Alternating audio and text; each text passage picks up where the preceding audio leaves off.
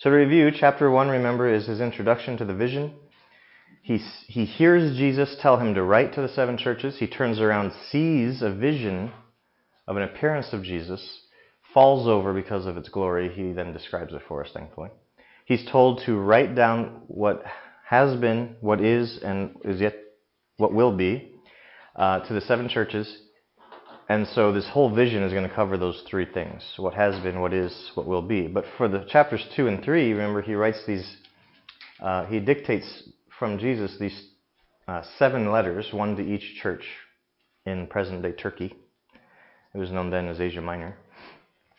And as we looked at each letter, we saw Jesus introduce himself differently to each church, telling us about who he is and why they should listen. He then gave them his appraisal of who they are as a church. And do you remember how many got all good appraisal? 2. How many got all bad appraisal? 2. Always with calls to repentance, right? There was always hope, but they had to repent for that hope to really be theirs, right? And then 3 of the churches were mixed. Good job, get this straightened out, good job. Now at the end of every letter, saying that everyone who has an ear should hear what the Spirit's saying to the churches, he would then promise to the conqueror, the overcomer, the victorious ones, these just amazing promises of the kingdom. And those are all wonderful. So, now we get to chapter 4, where John is called up to heaven itself. He sees a gate or a door in heaven opened up. He says, come up here, I'm going to show you what must take place after this. So then he sees the throne room of God with someone on the throne. He sees 24 other thrones with 24 elders. They're wearing white. They've got gold wreaths of victory on their heads. He sees the 4 living creatures.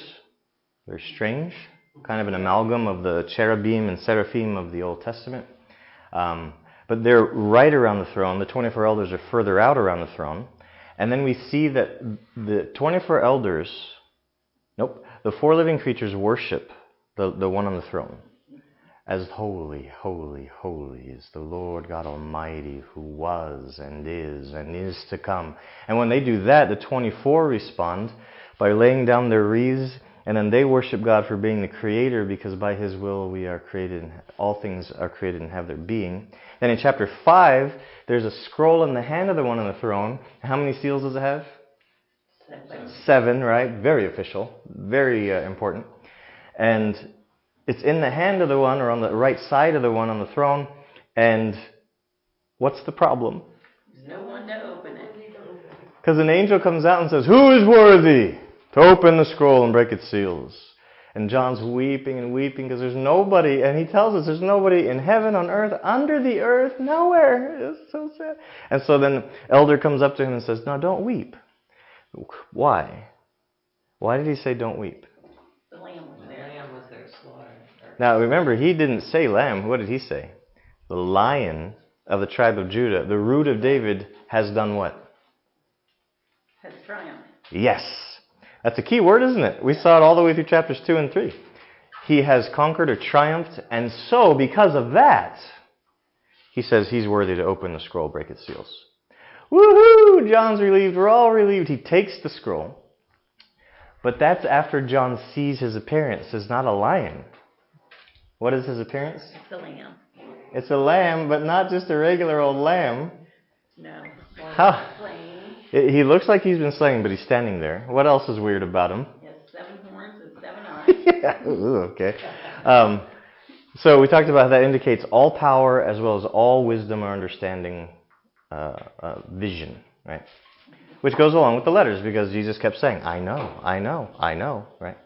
Eyes of fire, sees through it all. Okay, so once the Lamb takes the scroll, there's more worship now.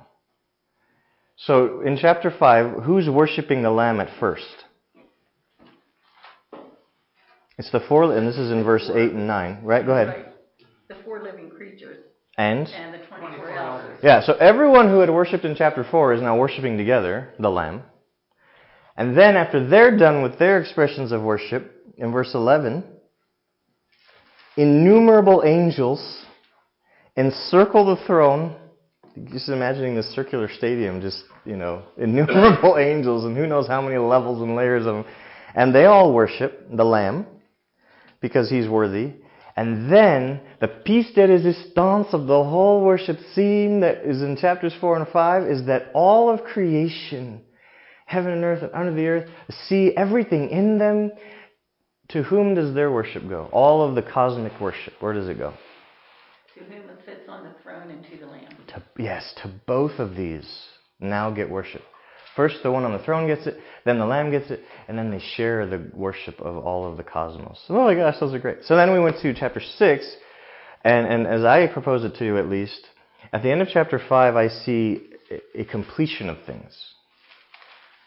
Because nowhere in the story until the very end do we have any notion that all of creation is in agreement about worshiping God and the Lamb. We just don't see that till we get an image of that in the end. So, as I'm reading this, as I'm understanding it, we've seen the end, but very vaguely, right? With very little detail or any explanation. We just know the big outcome is that God and the Lamb get all the glory from all of creation. So now in chapter 6, we're going to see the tape rewind to when he took the scroll and what happened. Well, okay, he's got the scroll, but we need to know what happens now. So what is in the scroll, or what's the decision that the king and his council have reached? So then we started looking at the seals being broken and what happened. So what was the commonality between the 4 seals, the first 4 seals, when the Lamb starts breaking them open? So yeah, one commonality is each of those 4 immediately brings about the voice of one of the 4 living creatures saying, "Come," or "Go." It could be either word. And then the other similarity is, what kind of animal pops out? A horse. Now, they're different colors. And so just to review, what was the first horse? It was the white horse, and on the white horse was a conqueror with a bow in his hand and a victory wreath on his head, and he goes out there to conquer. He is conquering, and that's his purpose, is to conquer. And then that's followed by what color horse? Red. A red horse. And this person has what in his hand? Sword. A sword. So it was one of the smaller swords, but he says it's a big, smaller sword. It's an unusually large, smaller sword. And what he does is take peace from the earth so that people are killing each other, which makes sense following the conqueror coming. And then following the red horse and that rider comes a black horse, which has to do with the distress and the woe of what he's... And so he brings about what? Scales. Yeah, he's holding scales, and he brings about a famine, or he at least indicates famine, because now all the barley and wheat is costing a fortune, and don't you dare touch that oil and the wine, we need that. So famine follows the killing, the peace being taken from the earth. Now the 4th seal is open, and what's the color of the 4th horse? Pale green. Yeah, kind of deathly green, right? Kind of gross. Which makes sense, because the rider of this horse is death. We don't know what he's holding, don't need to. We know who he is. We know what he's up to.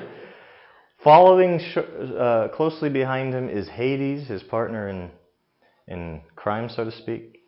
And we didn't really dwell on this too long, but what proportion of the earth does John say? 1/4. A quarter of the earth, right? Now that's interesting, because we're going to have proportions or fractions given us later in the Revelation, but it's never a quarter. A third comes up several times, but never a quarter. And I was thinking on this, and we didn't really talk about it, but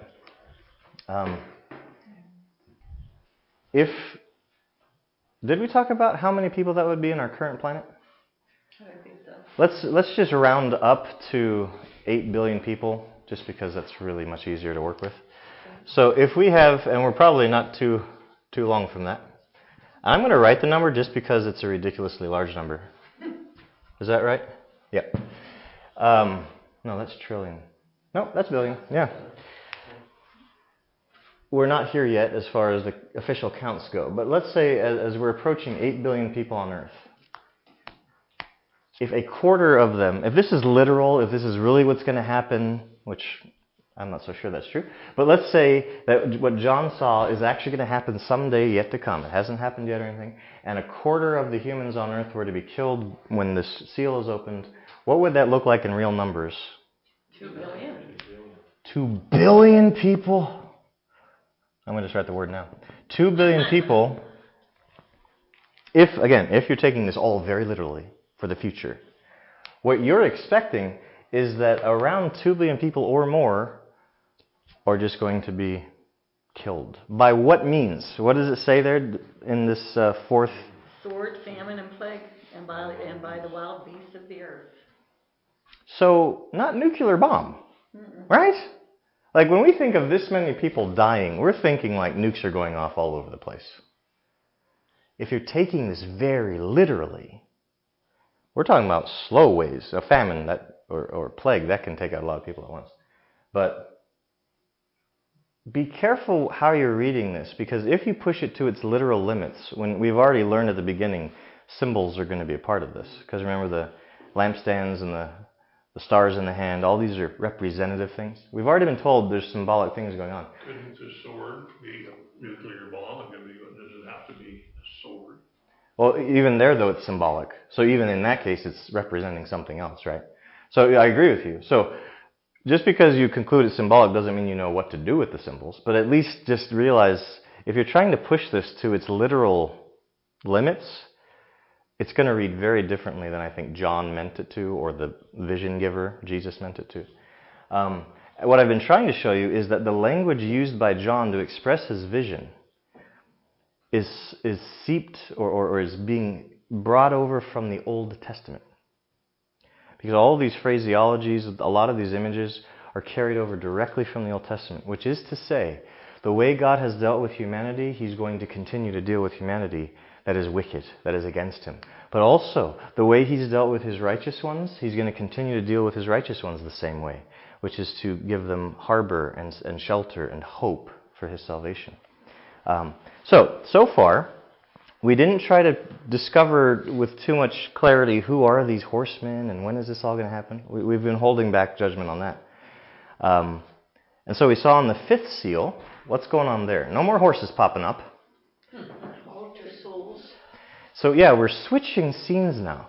What we just saw seemed to be God's decision about what to do with this wicked world that is being so awful to His people. And to His Son, by the way.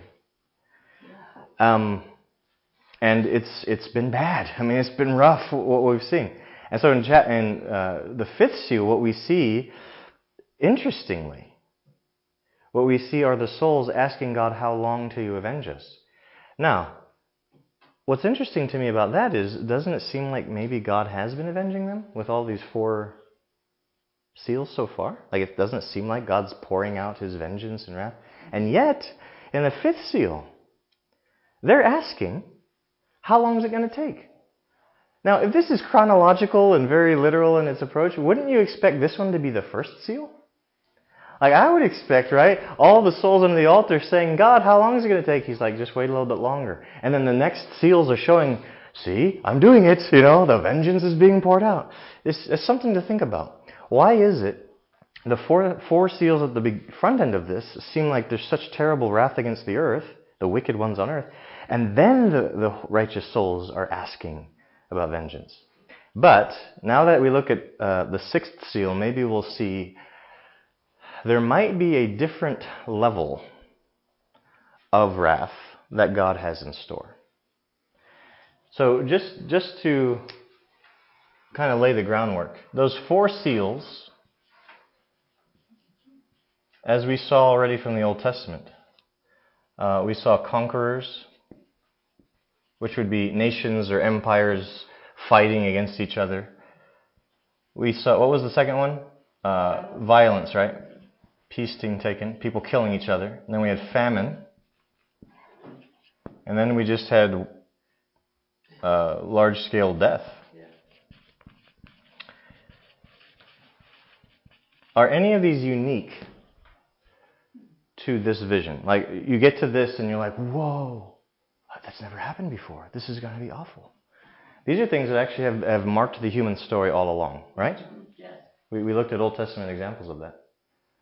And God has specifically mentioned all along using these things to bring punishment. And so this is probably the one that stands out the most, right? Like 1/4 of the human population dying seems like it's one of the biggies. And it's true, we've had really large-scale things like the plague, the Black Death, things like that. We've seen massive numbers of people dying.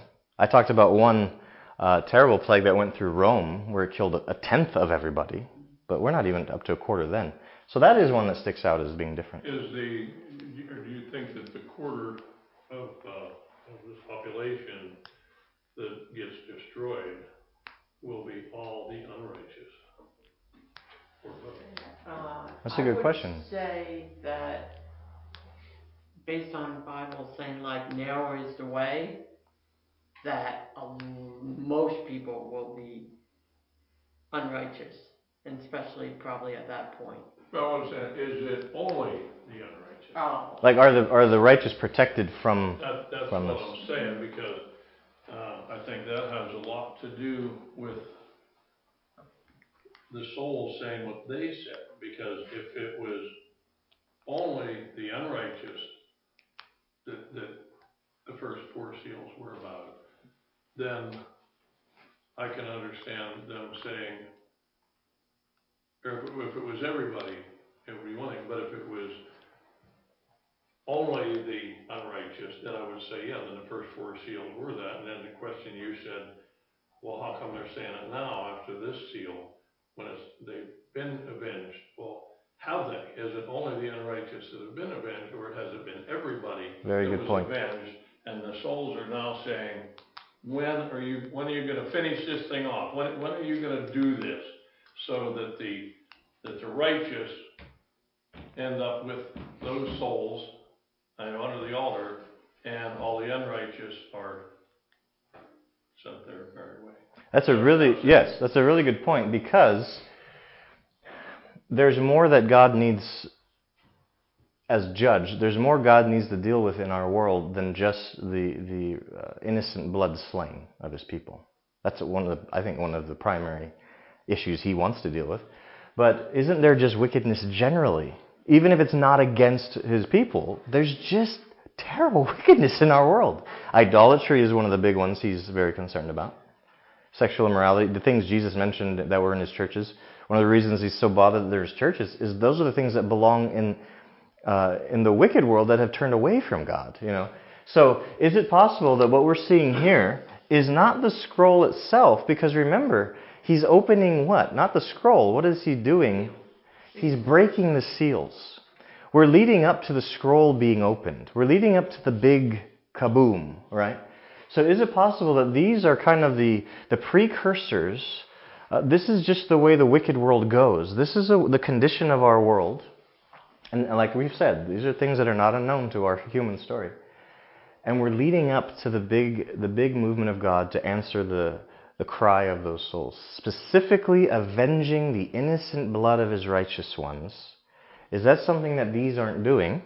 Because these are just the results of a wicked world gone away from God. I think the sheep and Maybe. the sheep and the goats haven't been separated yet. So as Christians, we might all be Christians, but we all still sin. As we're on earth, we're sinning, and we're doing bad stuff right along with the rest of the world. Our sins are forgiven, and we are working at doing better, but everybody that is a Christian is in a different place in their Christian walk. Yes. So they're not all perfect yet. Some of them are just starting, so they've been really doing bad, and still are, but they're coming in the right direction. So, you see what I'm saying? Yeah. And thank God that wrath that we deserve was taken on by Christ. Because if we had to face it even as disciples, we're toast. So that's an excellent point. Yeah. Excuse me. Is that why you're saying these may not be in the right order? Because he says, wait a little while longer when the souls cry out to your brothers and sisters who were killed like you. So maybe, are you saying that that may happen before or after or middle? Well, what I'm suggesting is these which are usually seen as God's wrath, the end times tribulation, all that. I don't believe that these represent God's final ultimate wrath in the tribulation period that people talk about. I think this is just a matter of our human story. This is what we know goes on already. That this isn't God's special dealing with the world for hurting his righteous ones. This is just the world as we know it. And God is not just sitting back watching. He has actually been involved in unleashing these things to discipline the nations, including Israel and all that.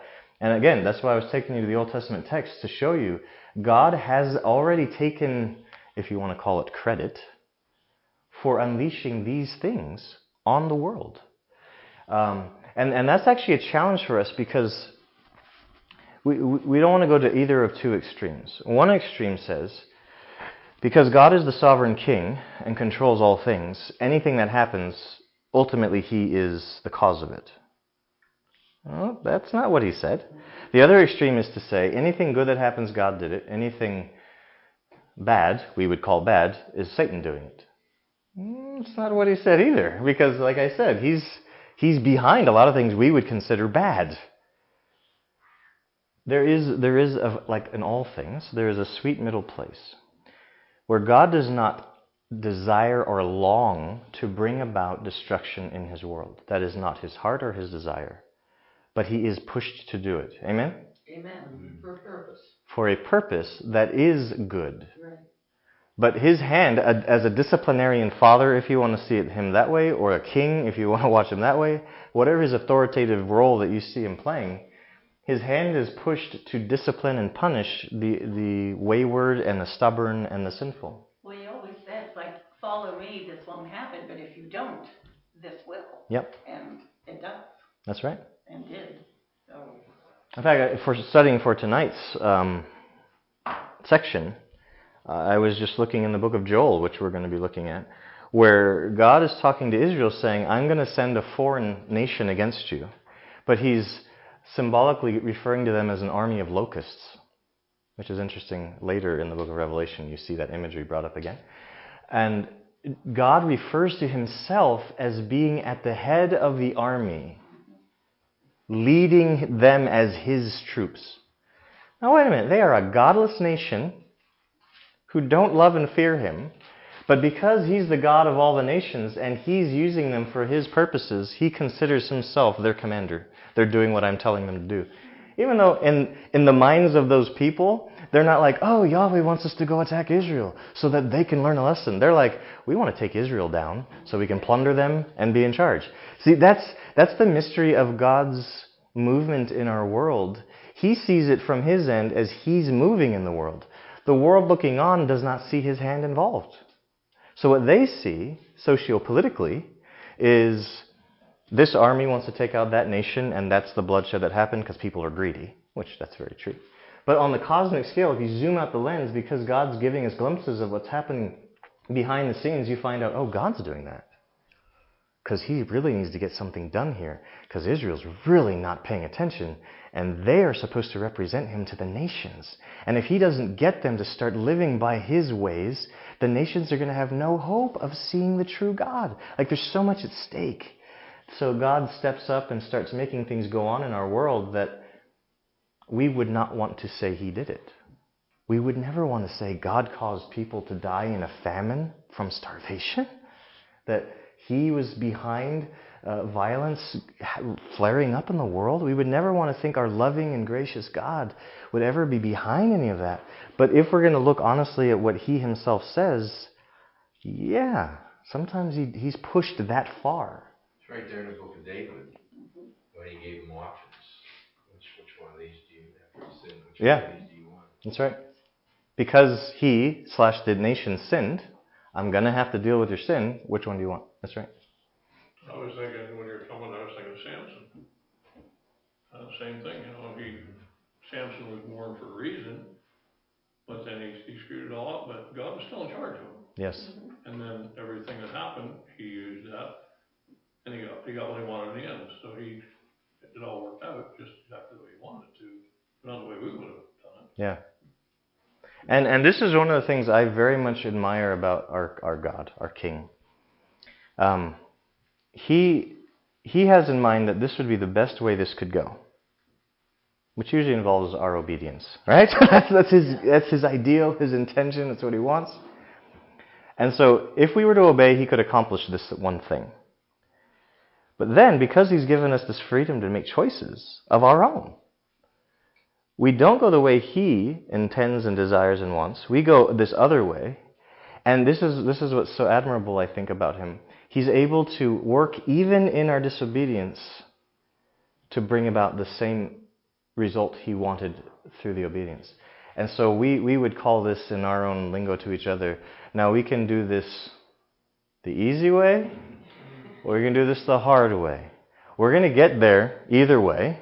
The question is, how unpleasant do you want this to be for you? Right? And that's, God is just screaming that from the Scriptures all over the place. Now, the result might be different for that individual, but His end result for His cosmos is going to be the same. The new creation is coming. The demise of evil is coming. The question is, do you want to do this the easy way or the hard way? For you, what role do you want to play in this whole thing? God trained me to do my job I do now. When I was just learning, He said, you can do this two ways. You can do it my way, or you can do it the wrong way. That's a confident man right there. I feel like I'm not arguing. Pretty much the same thing, but You're right. a little harsher. That's it. And the question comes down for you in that situation, do I trust this guy knows what he's talking about? Yeah. And isn't that the same exact question when it comes to Father? Do I really trust that He knows what He's talking about? And I sure do. Okay, so let's look at the sixth seal, because this is a doozy. I mean, this is a cosmic. This is as big and as Hollywood ending-ish as you can get. Okay, and John describes it in just a few sentences, but this is intense business. In fact, let's read the whole chapter just to review. Somebody willing to read that? It's 17 verses, not terribly long. Or a portion of it. I'll read. Okay, thank you, Sue. So Revelation 6, we're going to start in verse 1. I watched as the Lamb opened the first of the seven seals. Then I heard one of the four living creatures say in a voice like thunder, "Come." I looked, and there before me was a white horse. Its rider held a bow, and he was given a crown, and he rode out as a conqueror bent on conquest. When the Lamb opened the second seal, I heard the second living creature say, "Come." Then another horse came out, a fiery red one. Its rider was given power to take peace from the earth and to make people kill each other. To him was given a large sword. Then the Lamb opened the third seal. I looked, and there before me was a black horse. Its rider was holding a pair of scales in his hand. Then I heard what sounded like a voice among the four living creatures saying, 2 pounds of wheat a day wages, and 6 pounds of barley for a day's wages, and do not damage the oil and the wine. When the Lamb opened the fourth seal, I heard the voice of the fourth living creature say, "Come." I looked, and there before me was a pale horse. Its rider was named Death, and Hades was following close behind him. They were given power over a fourth of the earth to kill by sword, famine, and plague, and by the wild beasts of the earth. When he opened the fifth seal, I saw under the altar the souls of those who had been slain because of the word of God and the testimony they had maintained. They called out in a loud voice, "How long, sovereign Lord, holy and true, until you judge the inhabitants of the earth and avenge our blood?"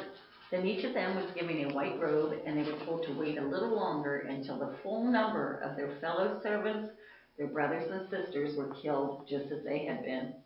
I watched as he opened the sixth seal.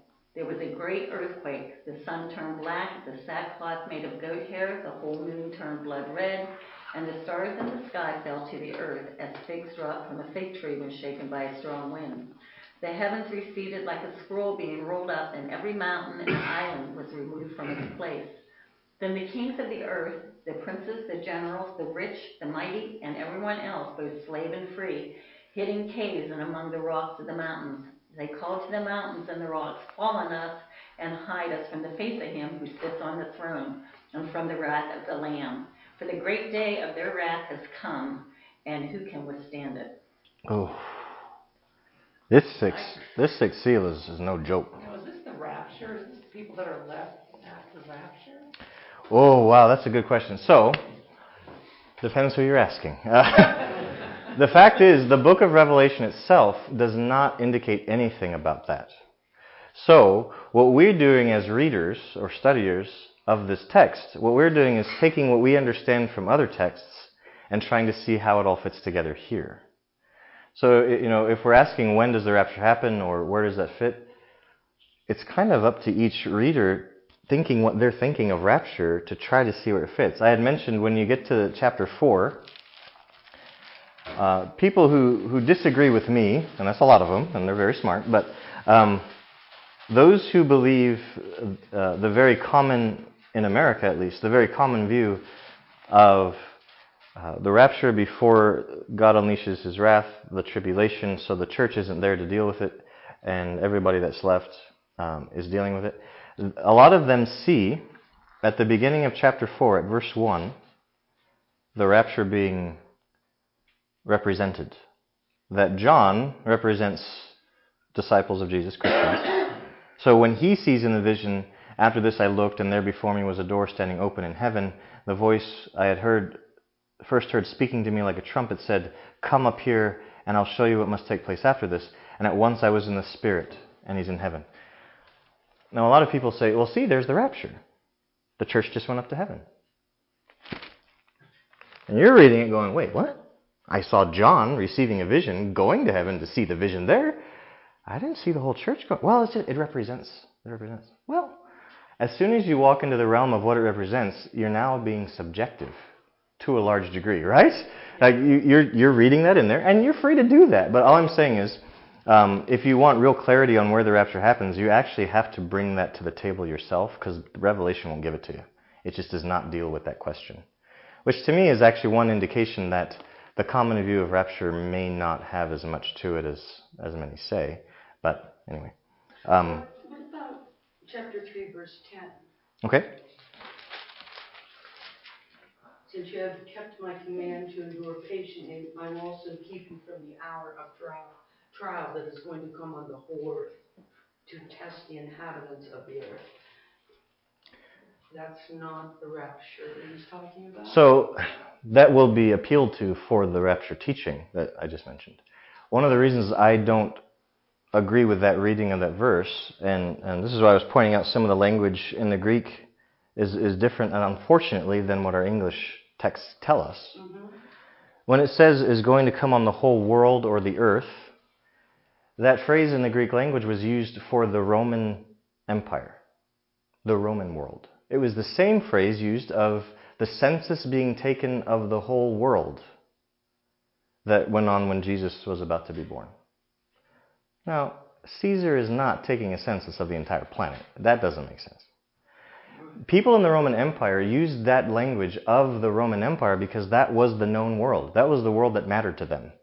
They knew there were peoples outside the empire, but they didn't matter. They were just the outliers, So when you read that phrase as the entire planet, then Jesus' words take on a whole different meaning than if he's saying, by the way, he was saying it to those people, right? If he's talking about the rapture before the big tribulation, they're not around anymore. This doesn't help them. Are you with me? If he's talking to people in Philadelphia who are going to be dead and gone for 2,000 years, his promise to keep them from the hour of trial coming at the end of the world is very meaningless to them. So it could mean judgment even, a final judgment. The thing is, there was going to be, on the Roman Empire, in their lifetime, there was going to be an hour of judgment, or of, the word there is trial, right? Testing. Right. On the entire Roman Empire. And he says, I'm going to keep you from that. If we take that promise to them and try to push it out 2,000+ years, the promise to them does them no good. And so it can't be the right way to read it. Either that or what Jesus said to the churches wasn't to the churches. It was to people 2,000 years later. And I can't read it that way. It doesn't make any sense.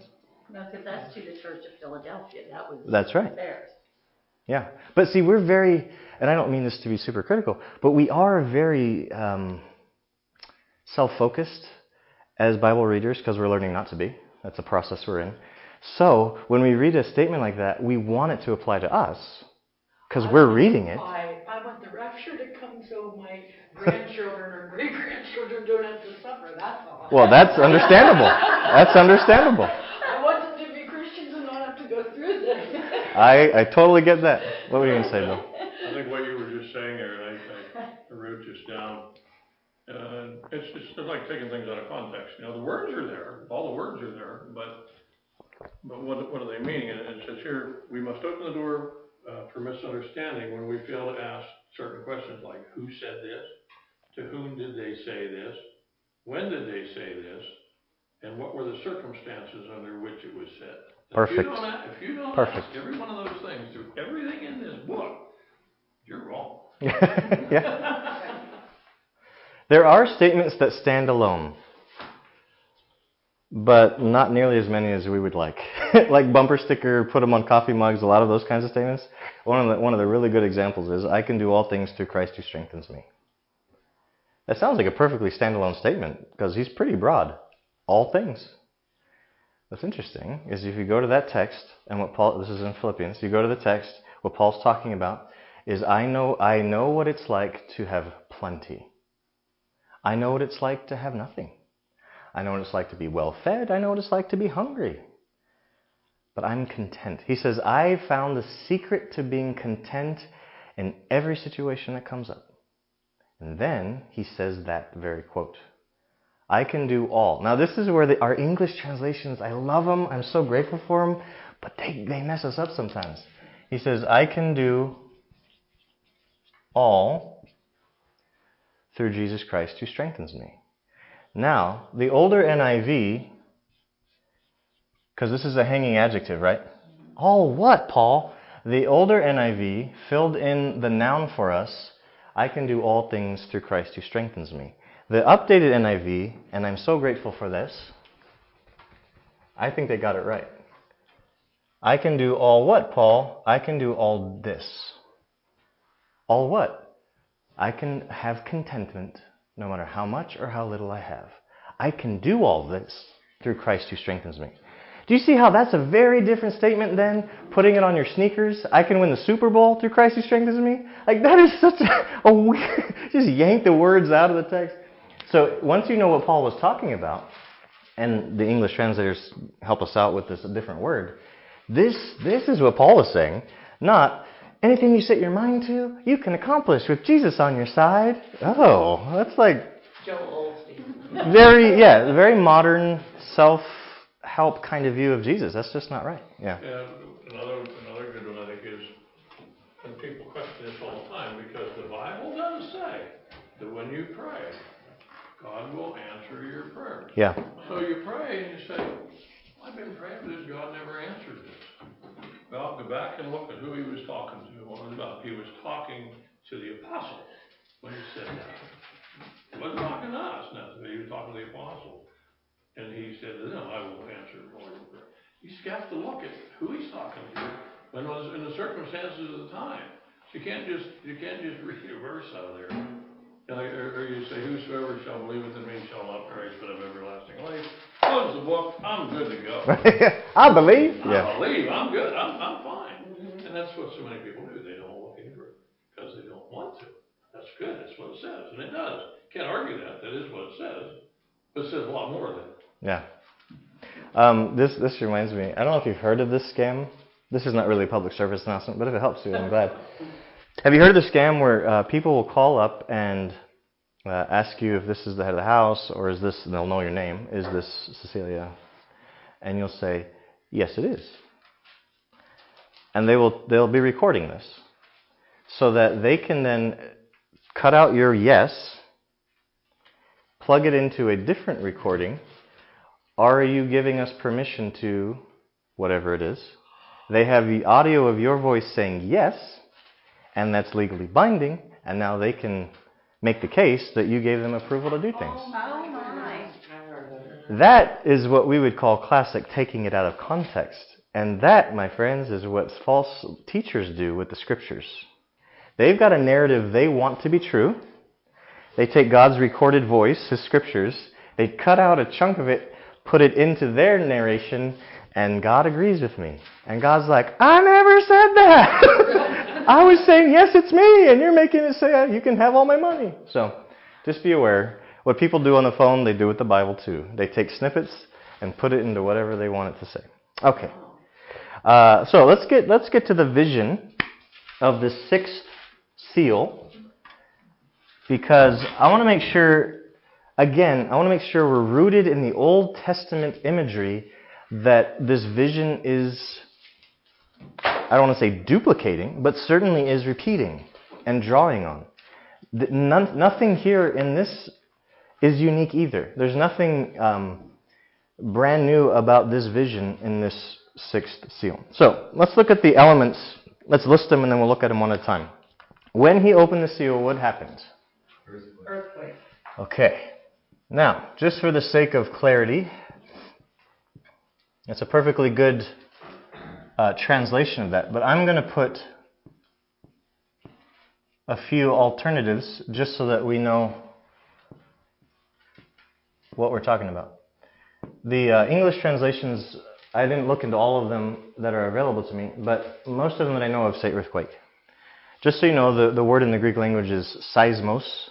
Does that sound familiar? Mm-hmm. Seismic. That means a shaking, a trembling.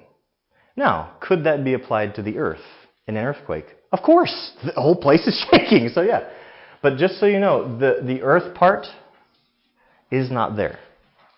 The word that John used was the effect of shaking.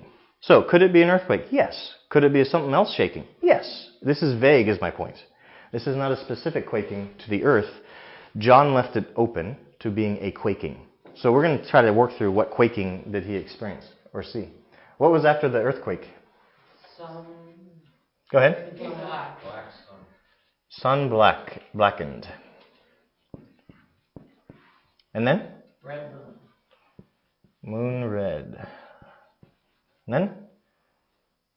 Stars fell to the earth. Fell to the earth.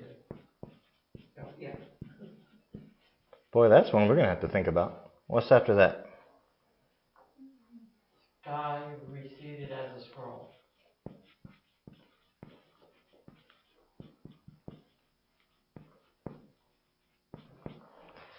Huh.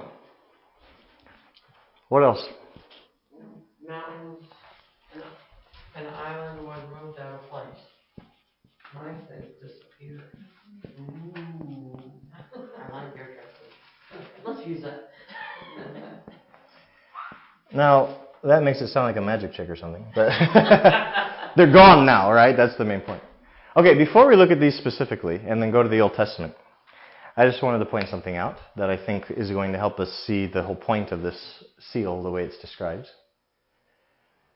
Everything here, and let's just assume we're talking about the earthquake, not just a general shaking. Let's just assume the NIV is right here and it's an earthquake.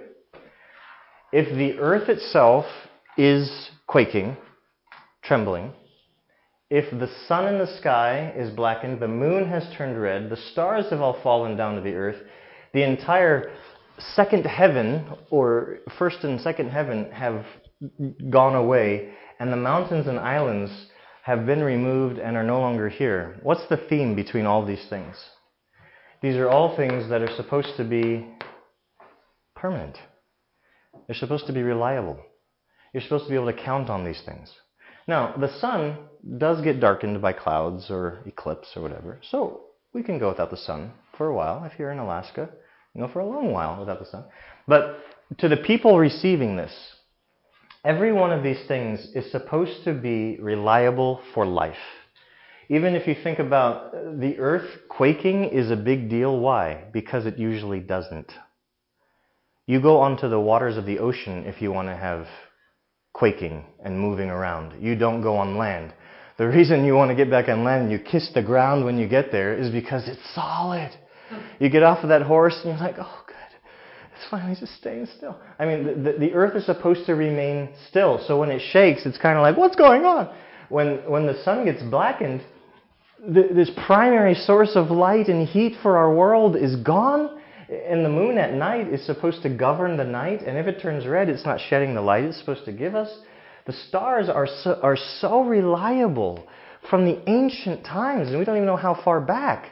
From ancient times, human beings have relied on the stars to tell them where they are, what the season is, when to do their crops. I mean, they rely on stars to be consistent and all that.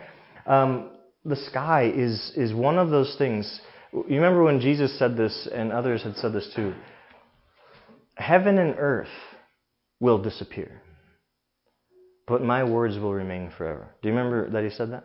Why do you think he said, heaven and earth will disappear, but my words will remain?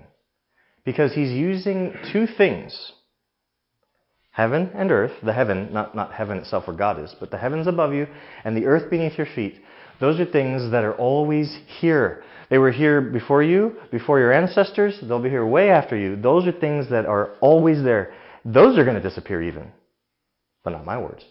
So Jesus went to the furthest natural example of permanence he could to say, my words even more so.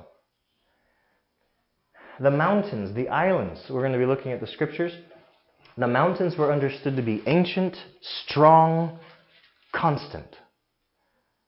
And can you imagine if we live in a pretty hilly / mountainous region? What if you woke up in the plains tomorrow? Yeah. You'd be freaking out. I didn't go to sleep in Iowa, but here, or Indiana, and here, these last. People, generation after generation, can live on the same mountain and it's still there. This rock maybe fell last year, and my grandfather said that rock used to be there. It's not there anymore. Rocks may change, the mountains not. And then the islands disappearing. We're going to talk about the significance of coupling these two together. But just so you see, the pattern here is about everything that we count on in this natural order is in chaos. It's topsy-turvy. In fact, was it you that had the heading about, or was it Denise? Somebody had a heading, I think it was maybe Denise, cosmic chaos or something, right? Or something like that. Yeah, cosmic disturbances. Yeah. There you go. And it's not just in the outer cosmos, it's on Earth too. But everything that you consider to be steady and reliable, not now. So, let's talk about them specifically. Yeah. Say, I think I read someplace online that there's a theory, just a theory, that these explanations, these things that is listed here, was possibly the end before Christ came back. Yeah. Being a theory. Right. And a lot of people who want to read Revelation very literally expect these exact things to happen just as it's described, which it might. I'm open to that. Blackened with Moses when the Ten Commandments were at the cross, it got dark. It got dark, yes. Well, all these things belong to God. We might own Good. a house or a piece of land, but He owns the sun and the moon and the He owns stars. your house. Exactly right.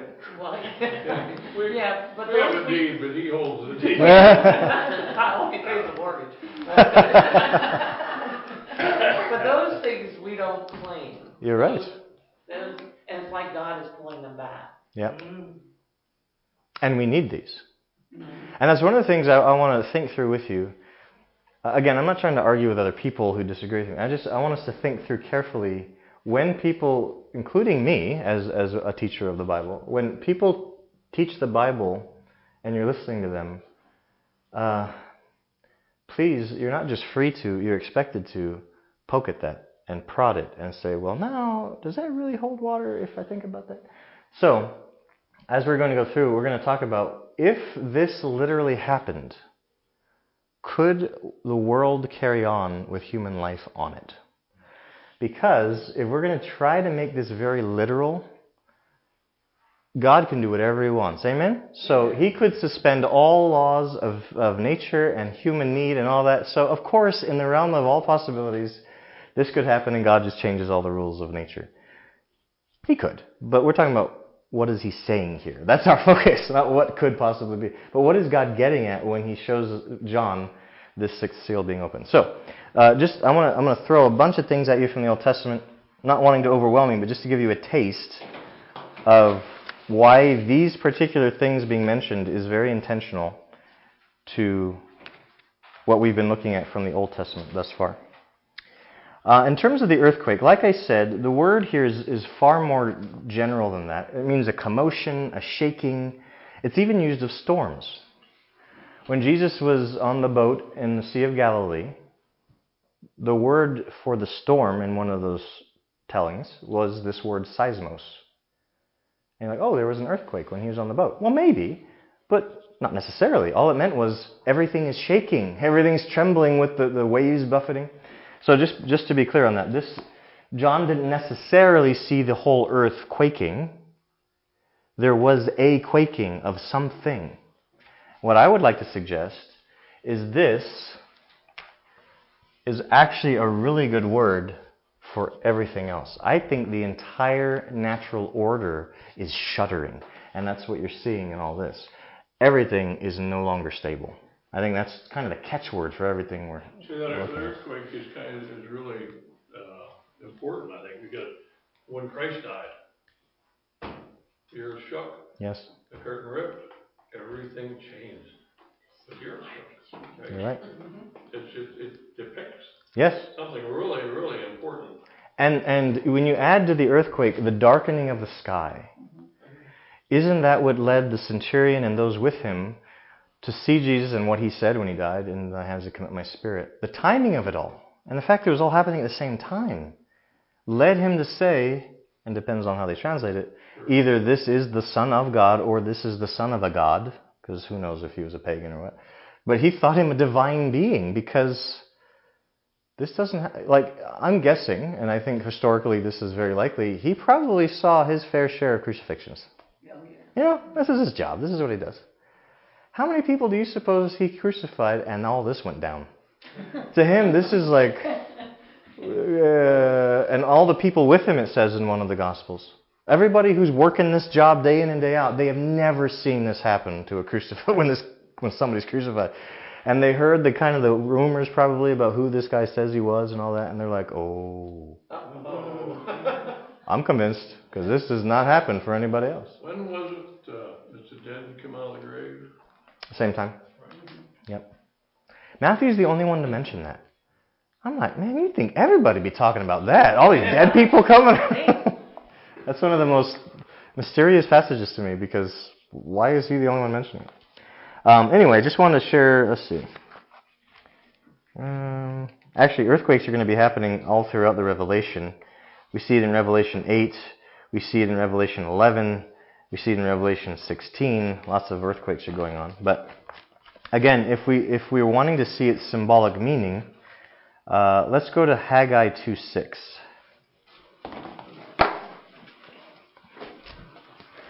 We're going to be in Haggai and then Hebrews to kind of see, I think, the overall point of this.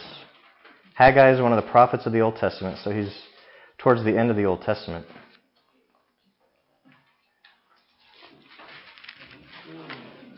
One of the lesser known prophets.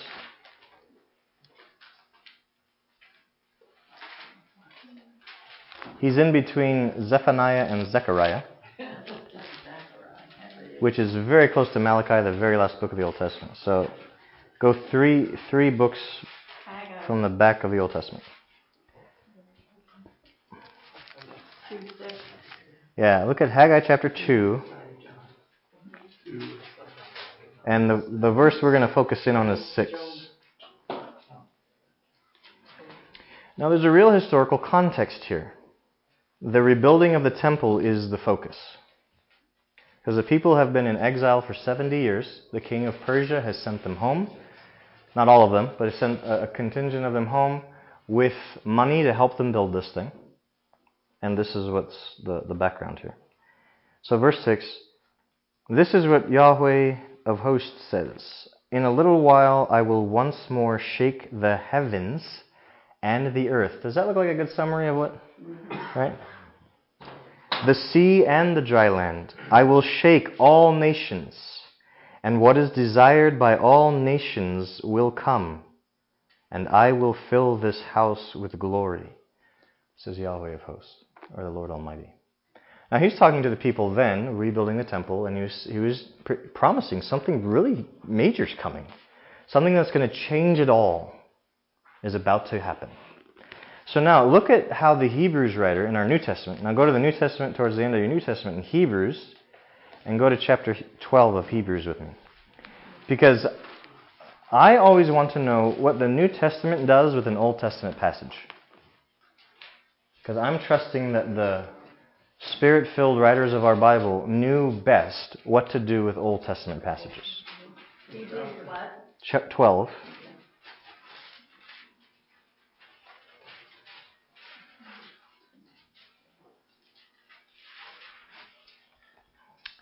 I love chapter 12. Every piece of it's amazing. But starting in verse 18, chapter 12, verse 18, he's contrasting the covenant that the people of Israel had through the Sinai covenant under Moses, that mountain, Sinai, to the covenant we have as disciples of Jesus at the mountain of Zion, the New Jerusalem. Ooh, Revelation connection. So he's saying we clearly have the greater covenant under Jesus than they had under Moses, though that was a good one too. We have the greater one. So look at verse 25. See to it that you do not refuse him who speaks. If they did not escape when they refused him who warned them on earth, meaning through the old covenant of Moses, how much less will we escape if we turn away from him who warns us from heaven? This is a great explanation of what Revelation is all about. It's the warning to not give up. Don't bow your knee to the worldly kingdoms. Don't you dare turn away from me as your Lord, even though it gets hard. Now listen to what he says in verse 26. At that time, to the people of Israel, his voice shook the earth. But now he's talking about new covenant, right? Now Haggai was talking to the people at the rebuilding of the temple. This was hundreds of years before Jesus came in the flesh. But the writer of Hebrews, through the Holy Spirit, is taking the Haggai promise, he's pulling it all the way into the new covenant times, and he says, but now he has promised, once more I will shake not only the earth, but also the heavens. The words once more indicate the removing of what can be shaken, that is, created things, so that what cannot be shaken may remain. Therefore, since we are receiving a kingdom that cannot be shaken, let us be thankful and so worship God acceptably with reverence and awe, for our God is a consuming fire. The writer of Hebrews, not every time you see the word shake, but the word seismos that we see here, he uses that in that text. Now I'm trying to put all this together because John is seeing things that are pulling all of the prophetic things together. So I'm just trying to see the patterns of the Old Testament prophecies to try to make sense of John's vision. And what I'm understanding is that what we just read in Hebrews is represented here. The final shaking of everything in the natural cosmos, so that all that's left is the eternal, unshakable kingdom that we will inherit, the new creation. Otherwise, I don't know how to make sense of this. So let's say that's the shaking. He could have just seen an earthquake and that was the end of it. But I suspect there's more to it because of the word he used that is the general shaking. Now let's talk about if the sun was blackened, would that be all that unusual from Earth's perspective? Eclipse. Could be an eclipse. Could be clouds covering the sun. Could be ash in the air. What's that? Nighttime. It would be nighttime, yeah. Blackened, though, sounds like I'm thinking more like eclipses. There's the sun, it's black. Good. So we're not just talking about there's darkness, but something about the sun itself looks blackened. Now, by the way, that would be from earthly perspective, I'm guessing? Because in an eclipse, does the sun go out? No, but from our perspective, it's blocked, right?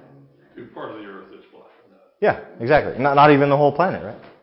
So there's something in between my eyesight and the sun and its light.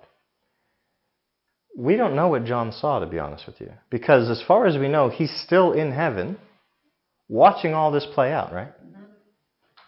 We don't, as far as he talks, he doesn't say he went down to earth to see how all this is going from Earth's perspective. So if he says the sun is blackened from his perspective, that makes me wonder, makes me think, this isn't just, a quarter of the earth couldn't see the sun now because there's an eclipse. Like something actually happened to the sun itself. The moon turns blood red. And there's a lot of, you've probably seen it or heard it, there's a lot of talk of the blood red moons whenever they pop up. And you will, the prophetic fervor. Anytime there's a red moon. See, Jesus is going to come next year. Whoa, bud. Calm down. Just because it mentions that language for the end of the world doesn't mean every time it comes up, the end of the world's right around the corner, okay? Just like when there's a famine, I'm not like, there's a famine. Jesus is coming. We've seen famines, guys. Come on. But I do want to show you even this about, by the way, could this be literal? Could all the stars really fall to earth? Shooting star occasionally. Yeah, obviously, even if John was talking about actual things falling to Earth, he couldn't, unless our scientists are like a billion light years off on their facts. One star, our star, if it fell to Earth, we wouldn't even come into contact with it because the heat would eviscerate everything. Like, this obviously cannot be literal. So what if we're talking about meteors? From the ancient perspective, it's a bright thing falling. It's a star. Okay. So But here's why I wanted to bring up the theme that connects all these. I don't even think meteors explains this. Because he's not on Earth watching from Earth's perspective. He's not talking about meteors. He's talking about everything in the cosmos that is unshakable, being shaken. He's actually talking about all the stars gone from the heavens. Because think about this. Even if John was seeing meteors and he's thinking stars as an ancient guy. Have you ever been to a meteor shower? I don't know if you've ever watched a meteor shower. When you watch a meteor shower, you need a clear sky. So let's assume that you can see stars still way up there, twinkling in their beautiful place. And when you see meteors falling to Earth, do you think all of the stars have fallen to Earth? No, you can still see stars. But these meteors are going by, you're like, oh, we just lost 5 stars from the infinite number of stars. So if John's saying that all the stars fell to Earth, he's not talking about, I saw a meteor shower. He said he's talking about the entire array of the heavens crashing into Earth. So just, again, be aware that if you try to find a naturalistic, literal explanation for this, you're pushing this way past what John had in mind. He's trying to convey, not just him, but the vision giver, is trying to convey something much bigger than what natural phenomenon should you expect to see. I'd say if you took the size of a star and you took all the stars that they're explained in different places in the Bible, how many? No end to them. Yeah. They won't fit. That's right. They won't fit. In fact, if you took 2 basketballs and put them together, and you put like a little pin in between them, they wouldn't even touch the pin because they're touching each other. Like, we wouldn't fit between stars. They're so giant. But I want to show you from the Old Testament that this is not new at all. This is language borrowed or reused from the Old. In Isaiah 13:10, we got a real doozy here. Isaiah 13:10.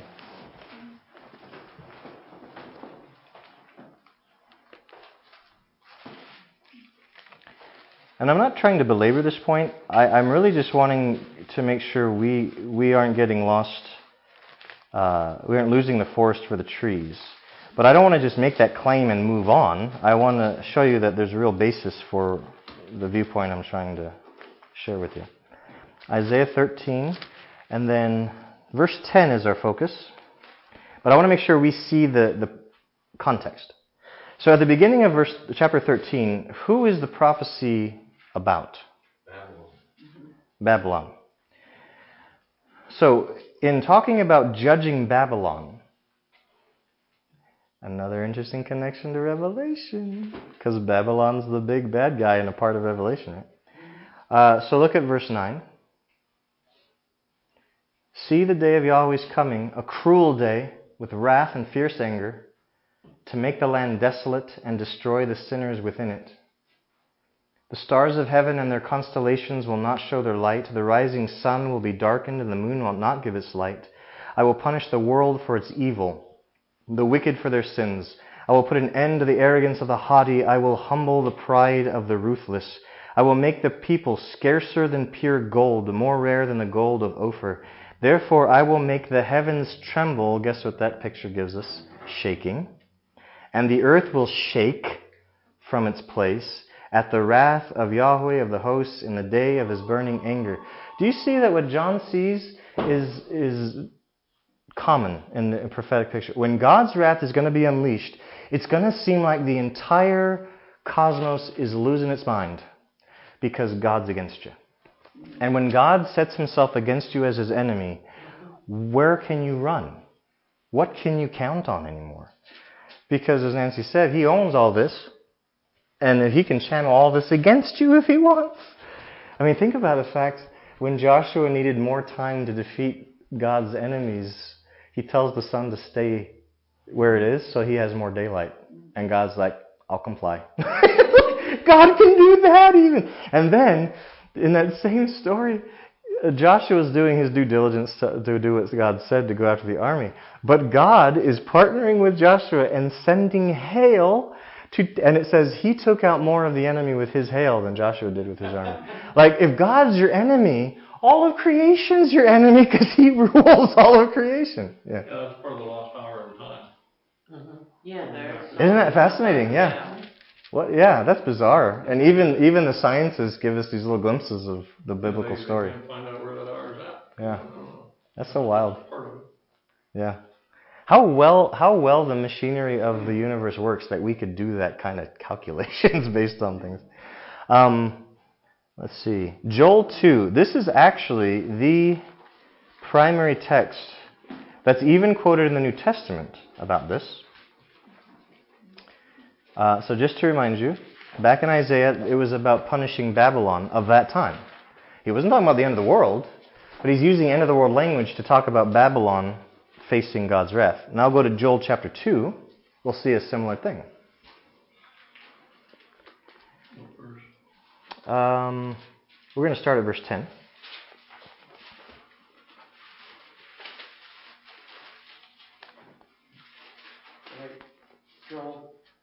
Joel chapter 2.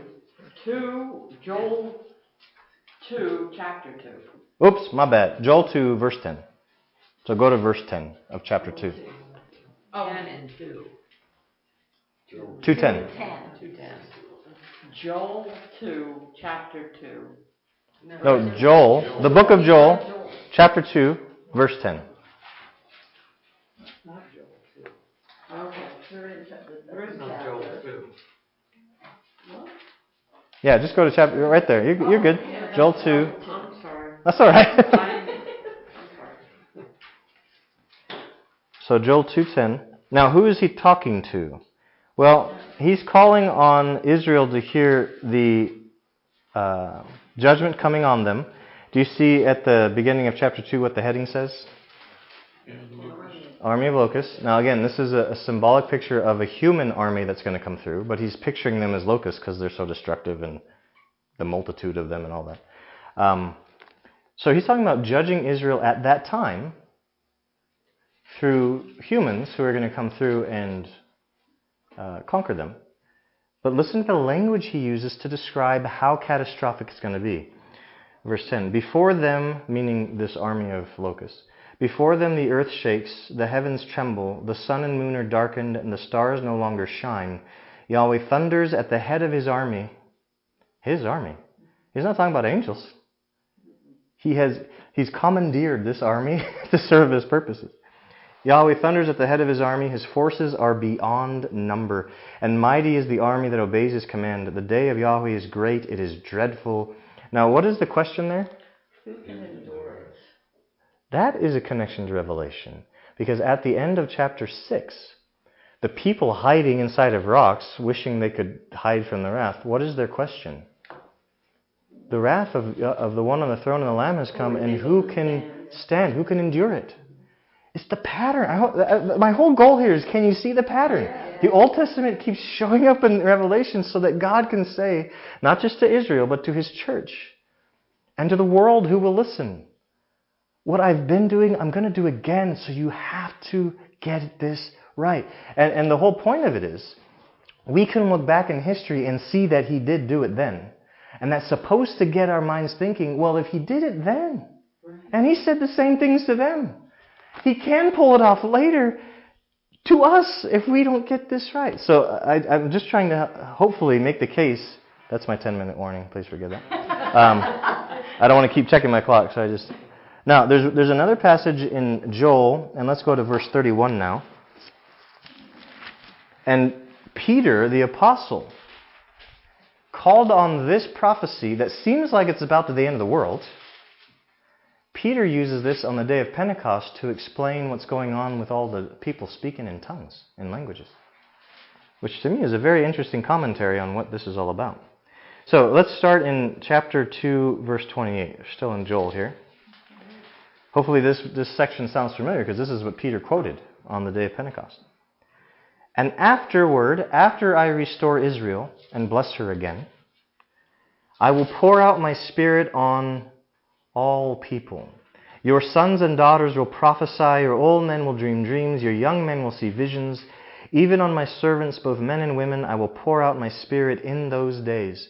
In what days? The days after His blessing of Israel, His restoration of Israel. I will show wonders in the heavens and on the earth, blood and fire and billows of smoke. The sun will be turned to darkness and the moon to blood. That's interesting. Before the coming of the great and dreadful day of Yahweh, and everyone who calls on the name of Yahweh will be saved. For on Mount Zion and in Jerusalem there will be deliverance, as Yahweh has said, even among the survivors whom Yahweh calls. And Peter, when everyone's like, hey, why is everyone speaking all these languages from all over the empire? Are you guys drunk? Peter gets up, and before he tells them about Jesus, he says, no. This is exactly what God said was going to happen. In those days. Now, if you're reading this thinking the end of the world, how is Peter referring to his time as fulfilling this 2,000 years ago? Wait a minute. The world didn't end 2,000 years ago. Why is Peter talking about that then? Because this is not necessarily about these things literally happening. It's about things are changing. Things are so different now than you thought they ever were. Things are cataclysmically shifting. Things that you thought would never change are changing. And for the Jews of the first century, what was the cataclysmic change that they never could have imagined would come? That the covenant they had with God through Moses would come to an end. And that there'd be a whole new era of covenant with God that included Gentile people. Oh, with a new priesthood, with no longer any physical boundaries for the nation. That everything was so dramatically different for the Jews of the first century.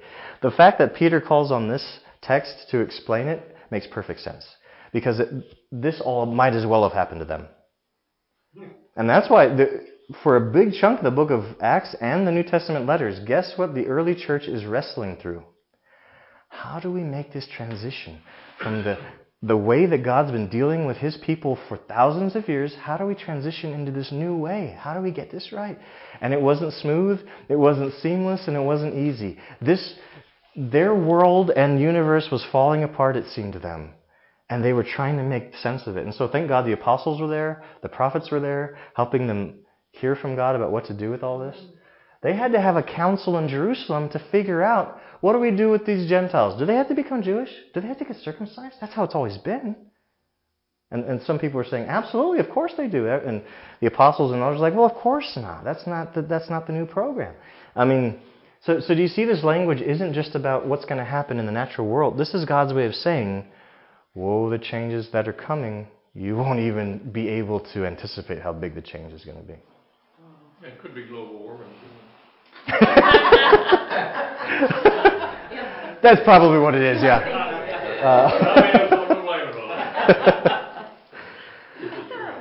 Now, Jesus actually quotes, go to Matthew 24 with me real quick. We only have a few minutes left, but I want to just make sure that you're seeing the pattern to make sense of what Revelation is talking about.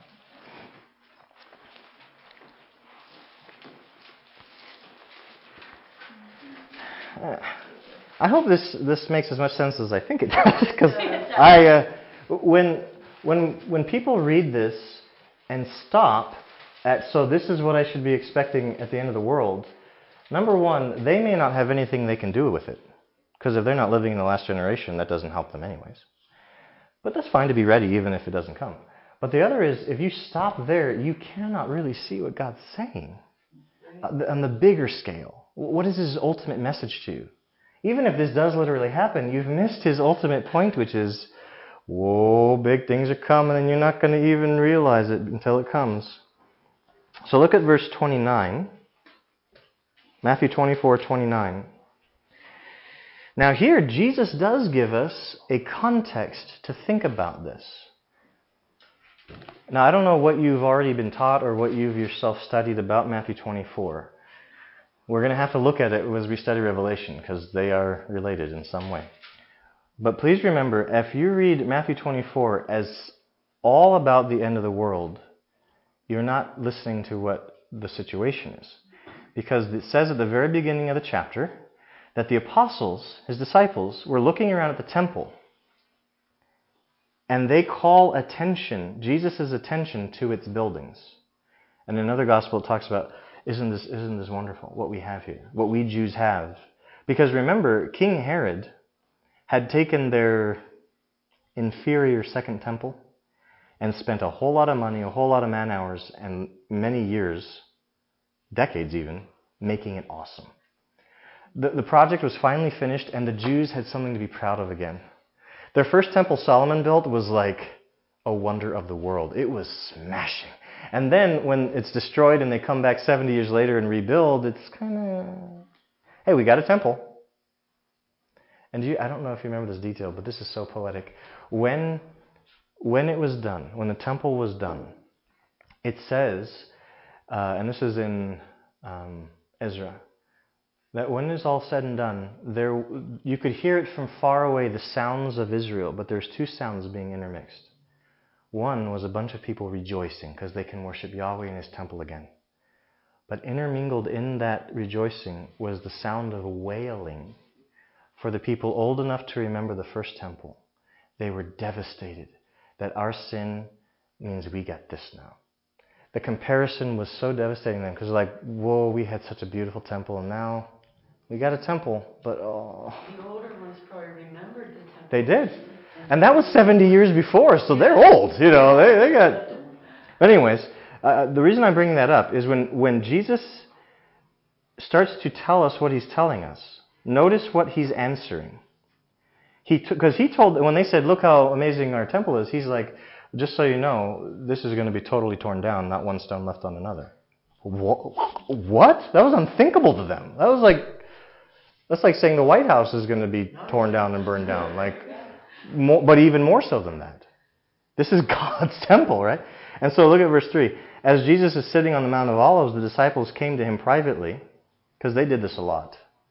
They didn't challenge him in public or anything, but in private they wanted to get more info. Tell us, when will this happen? What is this? When the temple. Yes, the temple being torn down. When will this happen, and what will be the sign of your coming and of the end of the age? Now here's what's confusing about Matthew 24. Jesus is answering all of those questions, but he never stops along the way to say, so I'm going to tell you about the end of the temple. Then, I'm going to stop that. Now I'm going to start talking about the end of the... right? He just, boom, he answers all with one answer. So, what your job and my job is to think through, what is he talking about at any given point of his answer? Now, a lot of his answer has to do with the destruction of the temple, including this portion in verse 29.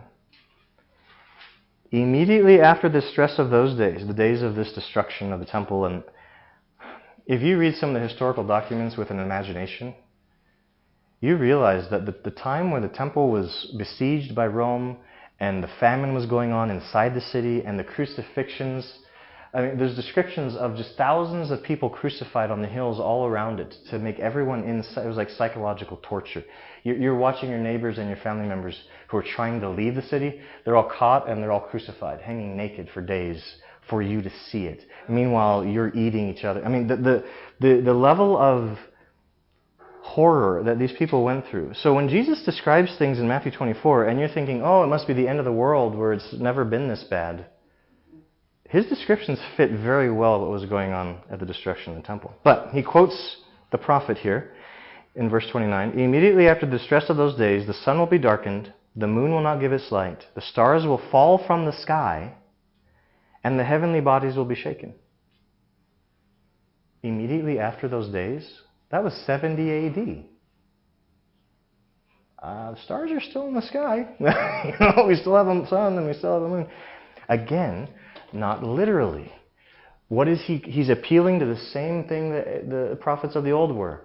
Things are going to be so different now that he calls on the language of creation going chaotic. So, since we're out of time, let's just wrap this up. If this were to happen, this would be the end of the world. Is it possible this will happen at the end of the world? Sure. In fact, later on, and this is, I'm going to focus in on here. By the way, if the stars fell once, could they fall again? But they are told to be fallen again later in Revelation. This happens again too later in Revelation. The mountains and the islands are no longer there. And guess what he describes right after he says this the second time? Now the judgment comes. So actually, I believe this could, in some form, happen at the very end. Because then John, after he says this, he says, then the white throne judgment happens. All the dead are brought up. The judgment. So, if God promised to shake everything that can be shaken one last time, so that the only thing left is the unshakable kingdom of the new creation, this world does have to go eventually. Peter talks about it being burned up in fire. But the old creation is going to be destroyed in some fashion. And if this is a description of it, I'll take it. You know, however it's going to go, it's going to be cataclysmic, it's going to be universal wide. But the beautiful thing is, if God's going to destroy it, it's for what purpose? It is to purge. Think about the flood in Noah's day. The flood wasn't just to kill. It was to purify. Because he wanted a world that was pure with humans and animals in it. And so, why is he going to destroy the earth and the heavens, as Peter says, with fire? To purify it. Because he wants a universe full of his beings, but he wants it to be a pure universe with his beings. And he wants to be at home with us here on this world as heaven and earth meet each other for the first time ever. And so, as terrible as this, chapter 6 ending is for us, the sixth seal, I just want to make sure we end where the Revelation does, because we can't go all the way through it, which is hope. And if I could, one exhortation before we leave. If God's concern for purity is this great, on a worldwide and a universal scale, may the enemy never tempt us or convince us to think that God is overlooking my pattern of sin and impurity because he loves me. So it doesn't bother him, and it's fine. He'll forgive me. We all sin. All of these subtle things we say to each other and to ourselves that really disagree with what God and Jesus have made very clear. I do love you enough to die for you, but think now, why did his love force him to the cross? Our sin. Right? If to God sin is so egregious, impurity of the heart included is so egregious, a flood of the world, the death of his son, the destruction of the cosmos is how he's chosen to deal with it, may we never, ever pat it on the head and pretend like it's no big deal because he loves me anyway. It is one of the most nauseating, I'm guessing to him, I don't know, but I'm guessing it's one of the most nauseating lies we could ever believe. That when he's going to these lengths to deal with sin, and we won't go to any lengths to deal with some sin in me. So don't settle. One person had a concern, I think, I may be reading into this, but I'm talking about judgment in the church last couple Sundays. A few people I don't think are real comfortable with all that, because as soon as you talk about judgment, it sounds like you're going after people, or you think you're better than them or something. But one of the reasons that we have to learn how to do it well, to bring each other's sins to the light, to help each other be free of this, is this exact thing too.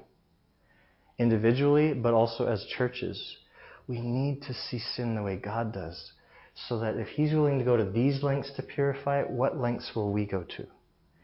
To lovingly see sin purged from among God's holy people. So, hope, but also exhortation, as it always should be. Okay, I'll stop there. This goes too quickly. Honestly, I look at the clock. Well, 7:15. Oh. Let's go. But there's so much here. Just in a couple of verses. You know why we only cover a couple of verses? Because those two verses represent like a chunk of the Old Testament. You got to see it all. But however you interpret this, we have this common hope, and all of our interpretive differences, the various churches, we have this common hope. Whatever God does to the universe, he's going to give us the new one. It's so awesome. That's right.